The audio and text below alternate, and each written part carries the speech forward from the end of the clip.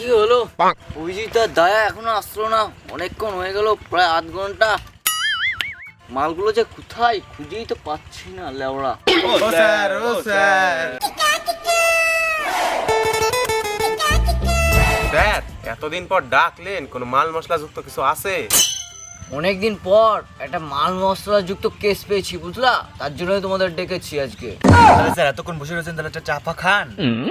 হ্যাঁ হ্যাঁ, চা তো খাবোই। আরে স্যার, পয়সার চিন্তা আপনার করতে হবে না, কি খাবেন বলুন, চা না গজা? তাহলে ঠিক আছে, একটা চা আর একটা বিস্কুট নিয়ে এসো আমার জন্য। তাহলে দয়া, তাহলে তোমার জন্য কি আনবো বলো, চা না বিস্কুট না গজা? একটা চা আর একটা গজাই নিয়ে আসো। তাহলে দাদা 3টে চা, একটা বিস্কুট আর একটা গজা, আর টাকাটা স্যার দেবেন। সারা ভাবলাম টাকাটা আমার দিতে হবে না, ভাড়াগুলো এসে চা অর্ডার দিয়ে আমার নামটাই নিল। এবার কি করবো আমি? স্যার, কেসটা বলুন, ডাকলেন কিসের জন্য? জন্ডিস না ম্যালেরিয়া কেস? শোনো, একজনের ছেলে হারিয়ে গেছে, খুঁজে দিতে পারলে অনেক টাকা দেবে বলেছে, তার জন্যই তোমাদের ডেকেছি, বুঝলা? আর তোমরা এই 5 মাস কোথায় ছিলা? স্যার, আমি একটা গ্যারেজ খুলেছি, সেই ইনকাম। স্যার, মেয়েদের কসমেটিক্সের দোকান খুলেছি, সেই কচি মাল আসে। ও স্যার, আপনি এই 5 মাস কি করছেন? আমি এই 5 মাস ওইও খুলছিলাম। তাহলে স্যার, ওই লোকের কাছ থেকে টাকা নিয়ে আমার গ্যারেজটা আরো বড় করবো, 2 তলা করবো, 4 চাকা 5 চাকা সব ঢোকাবো।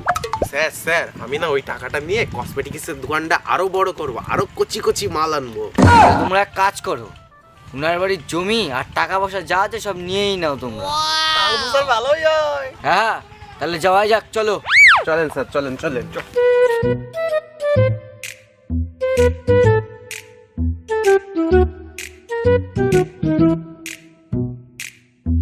আরে তোমরা বাইকে যাচ্ছ, তাহলে আমি কিসে করে যাব? স্যার, আপনি টোটো অটো দেখে চলে আসুন, একেই 5 মাস কাজ নেই, আবার গাড়ি। আমরা আপনাকে নিতে পারবো না, আপনি যেভাবে আসতে পারবেন আসুন। মা, ওরা চলে গেল, তাহলে এবার আমি কিসে করে যাব?